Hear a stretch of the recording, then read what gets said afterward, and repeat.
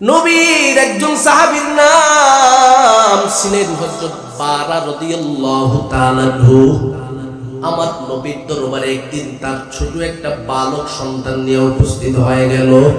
রহমতে আলম নবীর সামনে আইসা নবীজির কাছে বলতেছেন, ইয়া রাসূলুল্লাহ, ইয়া হাবিবাল্লাহ, আমার বাড়িটা মদিনা নগরী থেকে একটু ব্যাকওয়ার্ড সাইডে পড়ে গেছি, যার কারণে সঠিকভাবে আপনার দরবারে আগমন করতে পারি না। পাহাড়ি আঁকা বাঁকা রাস্তা দিয়ে আসা যাওয়া করা আমার জন্য বড় কঠিন হয়ে যায়। নবী গো, আপনি আমাকে আপনার পক্ষ থেকে এমন কিছু বর্ণনা শিখিয়ে দিন যে বিষয়ের ভিত্তিতে আমি চলতে পারলে সিরাতে মুস্তাকিম পেয়ে যাব, আপনার আদর্শ মোতাবেক চলবো, জান্নাতি মুমিনের কাফেলার অন্তর্ভুক্ত হয়ে যাব। আল্লাহ নবীজি তাকে কিছু নির্দেশনা দিয়ে দিল, কিছু নসিহত প্রদান করে দিল। নসিহত শ্রবণ করে যখন রহমতে আলমের দরবার থেকে বের হয়ে গেল, উনার সাথে যে ছোট একটা বাচ্চা ছিল, সেই সন্তানটার নাম ছিল তলহা। সন্তানটা বাবার দিকে তাকায় বলতেছে, বাবা গো, রহমতে আলমের কাছে আপনি আগমন করেছেন, নবীজি আপনার কাছে এমন কি নির্দেশনা প্রদান করে দিল? বললেন, আমি অমুক অমুক কাজগুলি করলে নবীজি বলেছেন জান্নাতি মুমিনের কাফেলা আমার জন্য সহজ হয়ে যাবে। এই কথাটা শোনার সাথে সাথে বালক তলহা নামক সাহাবীটা বাবার দিকে তাকায় বলে, বাবা গো, আপনি যদি জান্নাতে যান, আমি কি জান্নাতে যেতে পারবো না? বলে, হ্যাঁ যেতে পারবা। তাহলে আপনি যেভাবে রহমতে আলমের কাছ থেকে নসিহত শুনে আসছেন, আমি আমার নবীর কাছ থেকে নসিহত শুনতে যাব। কথাটা শোনার সাথে সাথে বাবার নির্দেশ দিয়ে দিয়ে, যাও রহমতে আলমের নিকটে চলে যাও। আমার নবীর নিকটে উপস্থিত হয়ে বলেন, নবী গো, আমার বাবাকে জান্নাতে যাওয়ার পন্থা বর্ণনা করেছি, আমার সামনে কি একটু বর্ণনা করা যায় না? কথাটা শোনার সাথে সাথে রহমতে আলম নবী ডেকে ডেকে বলেন, এরে তলহা, তুমি আমি নবীর নির্দেশনা মানার জন্য যে পরিমাণে ভালোবাসা থাকার প্রয়োজন, সেই পরিমাণে ভালোবাসা তোমার মধ্যে এখনো তৈরি হয় নাই। তলহা ডেকে ডেকে বলেন, নবী গো, আপনি একবার আমাকে পরীক্ষা করে নিন, আমার মধ্যে আপনি নবীর ভালোবাসা কি পরিমাণে আছে গো নবী। রহমতে আলম নবী ডেকে ডেকে বলেন, ঠিক আছে, আমি এই মুহূর্তে তোমার সামনে পরীক্ষা দিব। নবীজির নিজ হাতের যে তলোয়ারটা রয়েছে সেটা তলহা নামক বালক সন্তানটার হাতে দিয়ে দিল। ডেকে ডেকে বলেন, তলহা, এই তরবারিটা নিয়ে এই মুহূর্তে তোমার বাবার সামনে চলে যাবে, কোনো কথা নাই, তোমার বাবার উপরে সেই তরবারিটা দিয়ে একটা আঘাত করবা। এই কথাটা শোনার সাথে সাথে তলহা পিছনের দিকে তাকাই নাই, তরবারিটা নিয়ে পাগলের মতো বাবার দিকে রওনা হয়ে গেল। আমার নবী রহমতে আলম নবী তলহার দিকে তাকায়, এরে তলহা, আমি নবী রহমতে আলম পৃথিবীর জমিনের মধ্যে সন্তানের হাতে বাবা আঘাতপ্রাপ্ত হবে, বাবার হাতে সন্তান আঘাতপ্রাপ্ত হবে, সেই জন্য আগমন করি নাই। আমি নবী রহমতে আলম নবী পৃথিবীতে এসেছি বিররুল ওয়ালিদাইন প্রতিষ্ঠা করার জন্য। বাবা মার সাথে সন্তানের আচরণ ভালো হবে, এই নিদর্শনটা বাস্তবায়ন করার জন্য। এর তলহা, আমি নবী ঘোষণা দিলাম, আর সামনে যাওয়ার প্রয়োজন নাই। আমি নবী ঘোষণা দিয়ে দিলাম, তোমার ভালোবাসা আমি নবীর ব্যাপারে অনেক বেশি। এর তলহা, এই মুহূর্তে আমি নবীর দরবারের দিকে আগমন করে নাও। কথাটা শোনার সাথে সাথে তলহা আমার নবীর দিকে চলে আসলেন। আমার নবী রহমতে আলম নবী তলহার দিকে তাকায় তাকায় বলে, তলহারে, এই মুহূর্তে আমি নবী স্পষ্ট হয়ে গেলাম, তুমি আমি নবীজিকে যেই পরিমাণে ভালোবাসা দেখাইছো, তোমাকে যেই নির্দেশনা দিব সেই নির্দেশনা তোমার জন্য সহজ হয়ে যাবে মানা। আর দেরি নাই, তোমাকে আমি নবীর পক্ষ থেকে নির্দেশনা দিয়ে দিব। যেই নির্দেশনা প্রদান করব, যেই ভালোবাসার প্রমাণ তুমি দেখাইছো, এভাবে যদি আমি নবীর প্রতিটা নির্দেশনা জীবনের মধ্যে বাস্তবায়ন করতে পারো, ওয়াজাবাত লাকা শাফাতি, আমি নবীর পক্ষ থেকে তোমার জন্য সুপারিশ করা ওয়াজিব হয়ে যাবে। জবানটা খুলে বলুন আল্লাহু আকবার, আর জোরে আওয়াজ দিয়া বলুন সুবহানাল্লাহ। मोहम्मद अरबी हय्य नबी दस्ते बिशुआ आलम हुआ उसकी पैदाइश से उजाला आलम हुआ उसकी पैदाइश से उजाला शफीउल उमम हमारा नबी रोज क़ियामत शफाअत करेगा अल्लाह के बस गुनाहगार उम्मत शफाअत करेगा अल्लाह के बस गुनाहगार उम्मत मोहम्मद को मोहब्बत करो भाई दिल में हमेशा ताकि शबे मर्दे कमल उम्मते मुस्तफा ताकि शबे मर्दे कमल उम्मते मुस्तफा আপনাদের কষ্ট হয় আমার নবীর মহব্বত ইশকের বয়ান শুনতে ভালো লাগে না খারাপ লাগে নবীর আশিকদের কাছে নবীর আদর্শের কথা বললে ভালোই লাগবে যাদের কাছে ইশক নাই তারা ইশকের বয়ান বুঝবে না কথা কোন ঠিক কিনা তাহলে তালহা রাদিয়াল্লাহু তাআলার ঘটনা থেকে আমরা যতটুকু বুঝলাম নবীর মহব্বত আমাদের জন্য লাজিম এই জন্য কারণ নবীর আদর্শটা আমার জন্য সহজ হবে কথা কোন ঠিক কিনা ইমাম সাহেবের পিছনে তখনই শান্তিতে আমি নামাজে দাঁড়াতে পারবো যখন ইমাম সাহেবকে আমি ভালোবাসতে পারবো কথা কোন ঠিক কিনা ইমাম সাহেবের সাথে যদি ভালোবাসার মুআমালা না থাকে উনার পিছনে দাঁড়ায় নামাজ পড়াও আমার কাছে ভালো লাগবে না উনার সাথে কথা বলতেও ভালো লাগবে না আমার প্রতিবেশীদের সাথে যদি ভালোবাসার সম্পর্ক থাকে তাদের সাথে কথা বলতেও ভালো লাগবে তাদের সাথে সময় দিতেও ভালো লাগবে কথা কোন ঠিক কিনা এই জন্য আমার নবী ঘোষণা দিয়েছেন ওরে উম্মত আমি নবীকে তুমি ভালোবাসবা আমি নবীর ভালোবাসাকে যদি তুমি প্রাধান্য দাও এমনিতে তোমার উপরে তোমার মাধ্যমে আমি নবীর অনুসরণটা সহজ হয়ে যাবে এবার আমার নবী ঘোষণা দিয়া দিল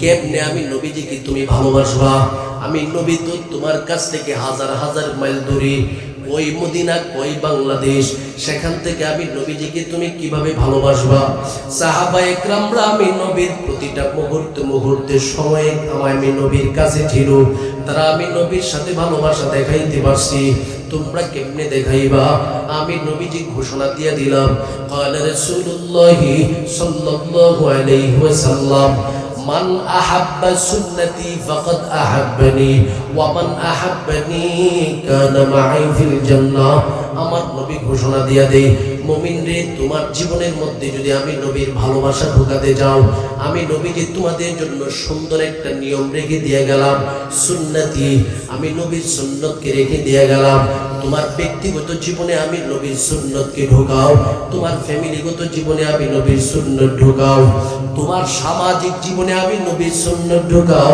আমি নবীর পক্ষ থেকে ঘোষণা দিয়ে দিলাম ফাকাদ আহাব্বানি তুমি আমি নবীজিকে সাথে সাথে ভালোবাসতে শুরু করে দিবা আর মুমিন বান্দা যারা আমি নবীজিকে ভালোবাসতে শুরু করে দিবে কানা মাই ফিল জান্নাহ ওই ব্যক্তি সমূহ আমি নবীর সাথে আল্লাহর জান্নাতের ভিতরে থাকবে পৃথিবীতে এমন কোনো মানুষ নাই যে যারা আমার নবীর সাথে জান্নাতে থাকতে চায় না কথা কোন ঠিক কিনা প্রতিটা মানুষের আশা আকাঙ্ক্ষা যে রহমতে আনন্দে জীবনে কখনো দেখি নাই এই নবীর নিয়ে এই নবীর সাথে যদি আমি জান্নাতে থাকতে পারি আমার মতো সৌভাগ্যবান আর কেউ হতে পারে না কথা কোন ঠিক নেই প্রতিটা মানুষের দিলের ভিতরে সেই ভালোবাসা আকাঙ্ক্ষা যে আমার নবীর সাথে আমি জান্নাতে থাকবো আমার নবী বলেন ওরে আমার মহাব্বতের কলিজার টুকরা উম্মতেরা ভালো করে শুনে নাও আমি নবীর মেজাজ হলো আমি নবীর মহাব্বতের প্রমাণ যারা দেখাতে পারবে সুন্নত পালন করে করে আমি নবীর মহাব্বতের প্রমাণ যে কোনো ব্যক্তি দেখাবে আমি নবীর মেজাজ তাকে সব সময় আমি নবীর কাছে রাখি বান্দা শুধুমাত্র তুমি একা না তুমি তো মানরে তো সম্মান আমার আল্লাহ নিজেই ঘোষণা দিয়েছেন ওয়ালাকাদ কাররামনা বনি আদমকে তো আল্লাহ পাক নিজেই সম্মানিত করে দিয়েছেন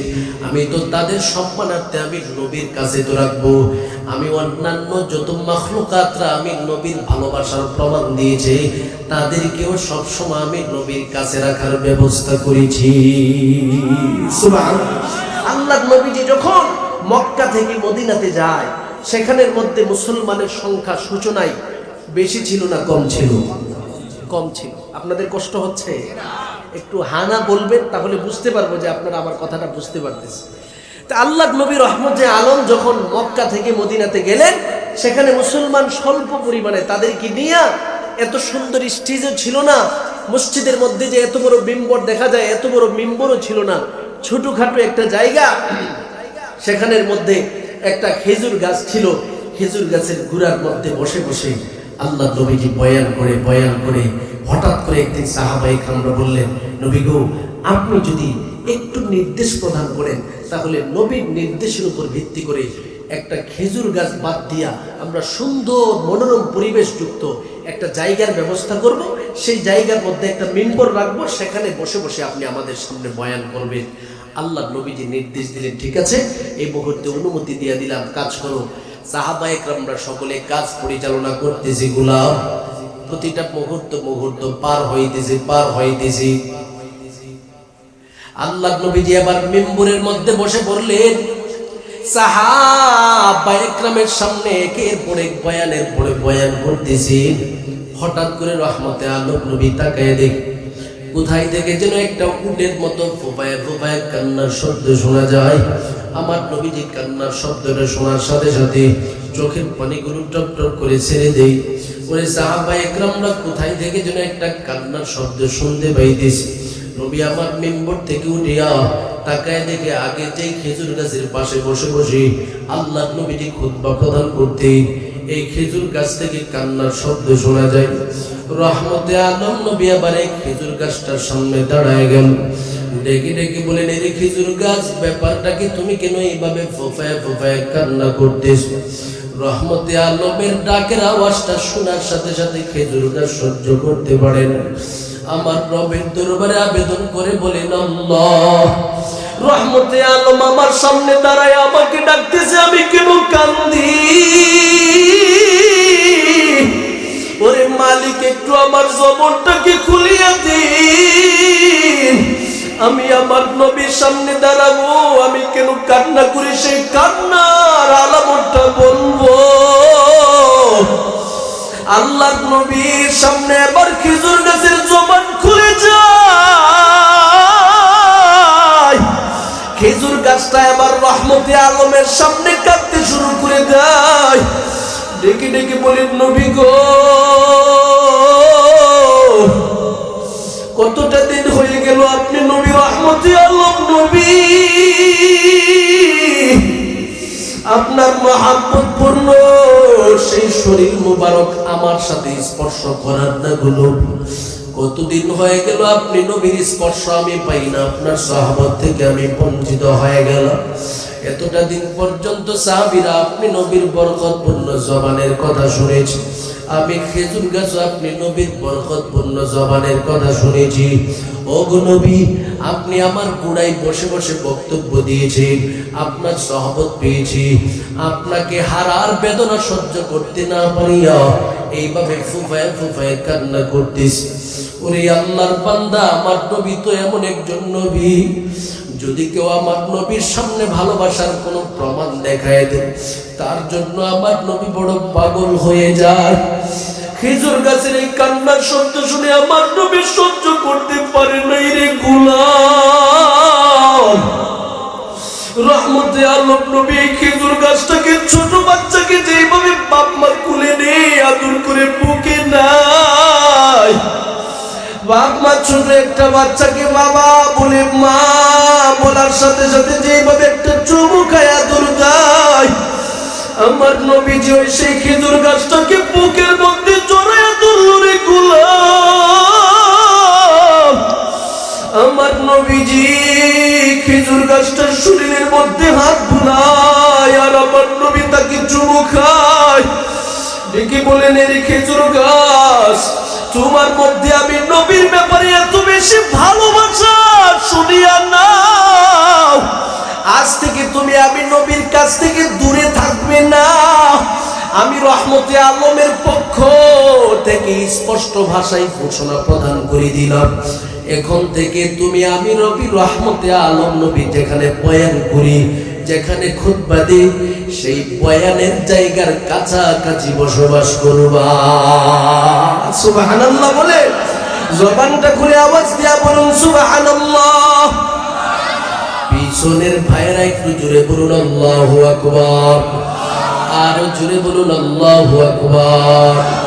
रुखसर से बुरक़ा का जरा पर्दा उठा दो, लिल्लाही मुझे हुस्न खुदा दाद दिखा दो, लिल्लाही मुझे हुस्न खुदा दाद दिखा दो।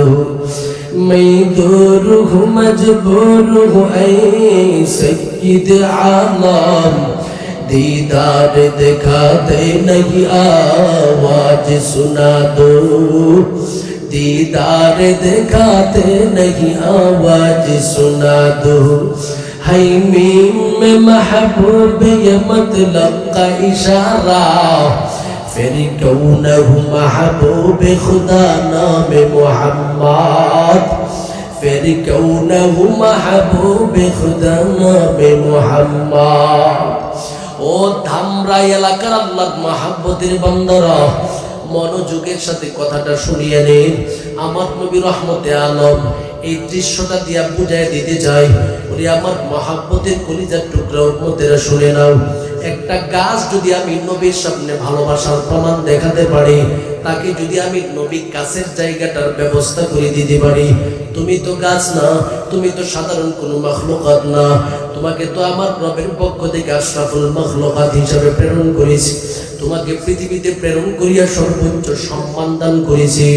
লাকাদ আমি আমার রবের পক্ষ থেকে ঘোষণা দিয়েছেন, ওয়াত্তিন ওয়াজ্জাইতুন ওয়া তুরি সিন ওয়া হাযাল বালাদিল আমিন, লাকাদ খালাকনাল ইনসানা ফি আহসানি তাকওয়িম। তোমাকে সৌন্দর্যের ক্ষেত্রে জগতের সবার চাইতে বড় বানাইলো, মর্যাদার ক্ষেত্রে সবার চাইতে বড় বানাইলো, ইজ্জতের ক্ষেত্রে বড় বানাইলো। আমি নবী ঘোষণা প্রদান করে দিলাম, রে উম্মত, আমি নবীর মহব্বতের প্রমাণ একবার দেখায় দেখো। আমি নবীজি তোমাকে দূরে রাখবো না, আমি নবী প্রতিটা মুহূর্তে মুহূর্তে তোমার মহব্বত আমার দিলের ভিতরে লালন করব। সুবহানাল্লাহ বলে। এই জন্য বলেন তো দেখি, আমার নবীর ভালোবাসা আমরা যদি গ্রহণ করতে পারি, লাভ না লস? লাভ, বড় লাভ। আর এই ভালোবাসাটা পেতে চাইলে নবীর সুন্নতের বিকল্প নাই। সুবহানাল্লাহ বলে। অনেকেই মনে করে যে ভালোবাসবো, মুখ দিয়ে শুধু স্বীকার করে, কিন্তু সুন্নত দিয়ে প্রমাণ দেখাতে পারে না। না, মুখ দিয়ে স্কোয়ার ভালোবাসার প্রমাণ দেখালে সে কখনো নবীর খাঁটি আশিক হতে পারে না। কথা কোন ঠিক কিনা? খাঁটি আশিক হতে গেলে, নবীর কাছাকাছি যেতে গেলে সুন্নতের অনুসরণ করতে হবে। তার একটা উদাহরণ যদি বলি, আপনারা আরো স্পষ্ট হয়ে যাবে।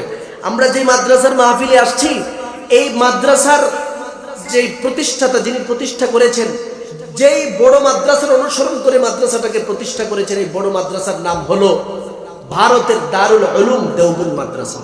এই দারুল উলুম দেওবন্দ মাদ্রাসা যিনি প্রতিষ্ঠা করেছিলেন, তার নাম ছিলেন কাসেম নানুতুবি রহমাতুল্লাহি আলাইহি। তিনি কত বড় বুজুর্গ ছিলেন, আগে এটা বলে তারপর সামনের দিকে যায়। কাসেম নানুতুবি রহমাতুল্লাহি আলাইহি একদিন স্বপ্নে যুগে তাকায় দেখে আল্লাহর নবী নিজে বলতেছে, ও কাসেম, দেওবন্দ এলাকার অমুক জায়গার মধ্যে আমি নবী রহমতে আলম নবী নিজে তোমার জন্য একটা জায়গা নির্ধারণ করে দিয়ে আসলাম। সেখানের মধ্যে বরকতপূর্ণ জায়গা, তুমি যাবে, যতটুকু পরিমাণে নকশা আঁকা দেখা যায় সে ততটুকু জায়গার মধ্যে তুমি দারুল উলুম দেওবন্দ মাদ্রাসা প্রতিষ্ঠা করবা। সুবহানাল্লাহ। কাসেম নানুতুবি সেখানে গিয়ে দেখে নবীজি স্বপ্নে যেভাবে অঙ্কনকৃত অবস্থায় দেখাইছে, ঠিক সেভাবে জায়গাটা পেয়ে গেছে। সুবহানাল্লাহ।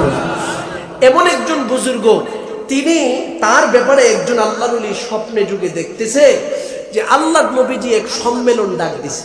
আমরা ওয়াজ মাহফিলের মধ্যে আপনাদেরকে, মাহফিল কর্তৃপক্ষ যারা আছে ওনারা আপনাদেরকে ডাক দিছে, আল্লাহর নবীজি নিজে ডাক দিছে যে আমি অমুক সম্মেলনের মধ্যে প্রধান অতিথি হিসাবে আগমন করব, আমার সাথে অন্যান্য যত সাহাবা ইকরামরা আছেন, কিবারে সাহাবী যারা আছে, তারা আমি নবীর সাথে আসবে। রহমতে আলম নবী এই ঘোষণা দেওয়ার পরে তিনি তো স্বপ্নে দেখতেছেন নবীজি একটা জায়গার কথাও বলে দিয়েছে। সবাই মিলে এবার পাগলের মতো আমার নবীর সেই সম্মেলনের ময়দানের দিকে রওনা হয়েছে। যিনি স্বপ্নে দেখতেছে তিনিও রওনা হয়ে গেছে। সুবহানাল্লাহ। আল্লাহর ওলির স্বপ্নে যুগে তাকায় দেখতেছি যে জায়গা দিয়ে তিনি দৌড়াইয়া আমার নবী রহমতে আলমের সম্মেলনের দিকে যাইতেছি, সেই রাস্তা দিয়া কাসেম নানুতুবি হেঁটে হেঁটে যাইতেছি। কাসেম নানুতুবিকে তিনি স্বপ্নে ডেকে ডেকে বলেন, ও কাসেম নানুতুবি, ব্যাপারটা কি? আপনি না রহমতে আলমের নবীর বড় আশিক, তারপরে আপনি কেন এত ধীরে ধীরে রাস্তা দিয়ে হেঁটে হেঁটে যাইতেছে? আল্লাহ নবীজি সম্মেলনের ডাক দিছে, দেখেন না মানুষ কিভাবে পাগলের মতো দৌড়ায় রওনা হচ্ছে। কাসেম নানুতুবি বলেন, আপনার মনে যেভাবে চাই আপনি সেভাবে যেতে পারেন, আমাকে আমার মতো করে যাওয়ার সুযোগ প্রদান করে দেন। এবার আল্লাহর ওলি বলে দিলেন, ও কাসেম নানুতুবি, আপনি সম্মেলনের মধ্যে গিয়া তো কোনো জায়গায় পাবেন না, কারণ হাজার হাজার কোটি কোটি মানুষ সেই সম্মেলনের দিকে রওনা হয়ে গেল। আল্লাহর ওলি এবার দৌড়তেছে, গিয়া দেখে সেই সম্মেলনের ময়দান পরিপূর্ণ হয়ে যায়। হাজার হাজার হাজার হাজার মানুষ সম্মেলনে ভরপুর। আল্লাহর ওলি বড় আফসোসের সাথে বলতেছে, রে কাসেম, দুনিয়ার জমিনের মধ্যে তুমি আল্লাহর নবীজির বড় আশিক হওয়ার পরেও তুমি আজকে এই ময়দানের মধ্যে জায়গা পাবে না, রহমতে আলমের সামনে বসার কোনো সুযোগ পাবে না। মনে মনে চিন্তা করতেছি। কাসেম নানুতুবি আবার কদম হাঁটতে রহমতে আলমের সম্মেলনে উপস্থিত হয়ে গেল। গিয়ে দেখে হাজার হাজার হাজার হাজার মানুষ সেখানে অবস্থান করতেছে।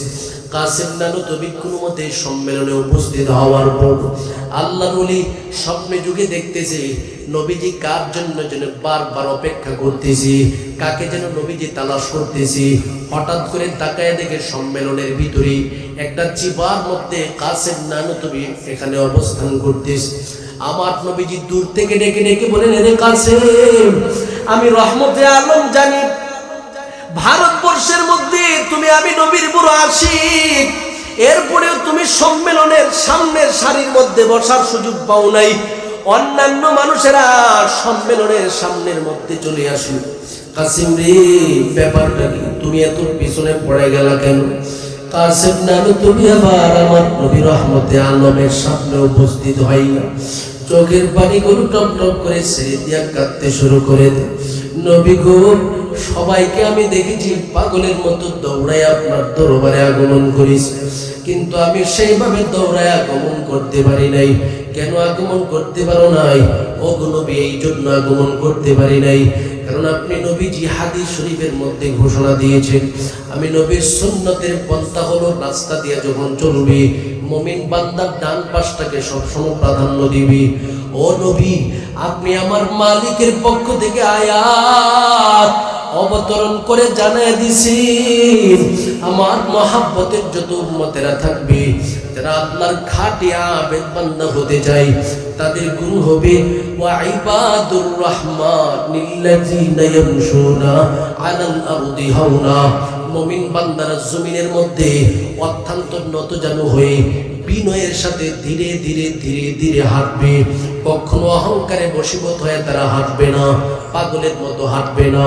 ওগো নবী, আপনি নবীর এই হাদিস এবং এই আয়াতের উপর ভিত্তি করিয়া আমি আপনি নবীর প্রতিটা কথাকে গুরুত্ব দিতে দিতে আপনার দরবারে আগমন করলাম। আমার নবীজি কথাটা বলার সাথে সাথে কাসেম নানুতুবির দিকে তাকায় রহমতে আলম নবীর চোখের পানিগুলো টপ টপ করে ছেড়ে দেয়। কান্না ভরা কণ্ঠ নিয়ে ডেকে ডেকে বলেন, রে কাসেম, রে কাসেম, তুমি আমি নবীর আদর্শটাকে এইভাবে ফলো করে করে তুমি আগমন করছো। আমি নবী আজ থেকে 1450 বছর পূর্বে যে হাদিস বলে দিয়া গেলাম, এইভাবে তোমার জীবনটাকে তুমি সাজাইতেছো রে কাসেম। আর দেরি করা যাবে না। আমি নবী না হাদিসে বলে দিয়েছিলাম, মান আহইয়া সুন্নতি ফাকাদ আহাব্বানি ওয়া মান আহাব্বানি কানা মাই ফিল জান্নাহ। আমি নবী হাদিস শরীফে ঘোষণা দিয়েছি, জমিনে আমার মহব্বতের কলিজার টুকরা কোন উম্মত যদি আমি নবীর একটা সুন্নতকে জীবন দান করতে পারি, ওই ব্যক্তি আমি নবীরে ভালোবাসতে শুরু করে দেয়। আর যেই ব্যক্তি আমি নবীরে ভালোবাসতে শুরু করে দেয়, ওই ব্যক্তিটা কখনো আমি নবীর কাছ থেকে দূরে থাকতে পারে না। আল্লাহর ওলি বলেন, আমি তাকায় দেখি কাসেম নানো তুমি রে আমার নবীজি নিজের হাত মোবারক এইভাবে ছড়াইয়া দিন, বলতেছে রে কাসেম তুমি আমি নবীর কাছ থেকে আর দূরে থাকবে না, দূরে থাকবে না, চলে আসো, আমি নবীজি বুক মোবারকের মধ্যে তোমার জন্য জায়গার ব্যবস্থা করে দিলাম। জবানটা খুলে বলুন আল্লাহু আকবার, আরো জোরে বলুন সুবহানাল্লাহ। তাহলে বলেন তো দেখি, নবীর মহাব্বত মুখে মুখে দেওয়া যাবে নাকি নবীর সুন্নত দেখাতে হবে? সুন্নত দেখাতে হবে। সুন্নতের বিকল্প অন্য কোনো পথ নাই। আপনার ব্যক্তিগত জীবনে সুন্নত ঢোকান, আপনার ফ্যামিলিগত জীবনে সুন্নত ঢোকান, আপনার সামাজিক জীবনে সুন্নত ঢোকান। বলবেন হুজুর আমি তো আমার ব্যক্তিগত জীবনে সুন্নত রাখছি, ফ্যামিলিতে কেমনে সুন্নত ঢোকাবো? ফ্যামিলিতে নিজের বিবি আছে, বিবিটাকে নবীর সুন্নত মোতাবেক চালান, বিবিকে সর্বহালাতে সহযোগিতা করেন। কলিজার টুকরা কন্যা সন্তান আছে, তাকে আমার নবীর সুন্নত শিক্ষা দিন। ওরে আল্লাহর বান্দা, আপনাদের তো কপাল ভালো, বাংলাদেশের মতো মুসলমান কান্ট্রিতে আপনাদের বসবাস। এই দেশের মধ্যে আপনারা বসবাস করার কারণে প্রতিটা জায়গায় জায়গায় মাদ্রাসা পাইতেছি। এই যে আজকে যে মাদ্রাসার মধ্যে আমরা আগমন করলাম, এই মহিলা মাদ্রাসাটা আপনাদের এলাকার জন্য প্রতিষ্ঠা করা হয়েছে, আমেনা হুসাইনিয়া মহিলা মাদ্রাসা। আমি আসার পরে যতটুকু শুনেছি এই মাদ্রাসার মধ্যে প্রায় 500-র অধিক ছাত্রী নাকি ভর্তি রয়েছে। তার মানে এই এলাকার মধ্যে নারীদেরকে নবীর সুন্নত মোতাবেক জীবন পরিচালনা করার রাস্তাটাও সহজ হয়ে গেছে। কথা কোন ঠিক কিনা? এই জাতীয় মাদ্রাসায় যখন আপনার সন্তানটা পড়বে, সবার আগে সে বালেগা হওয়ার পরে উস্তাদেরা বলে দিবে যে এই আজকে থেকে তুমি কিন্তু উল্টাপাল্টা চলার সুযোগ নাই, তুমি বালেগা হয়ে গেছো, পর্দা করে চলতে হবে। কথা কোন ঠিক নেই? শুরু হয়ে গেছে নবীর সুন্নতের সেই নিদর্শন।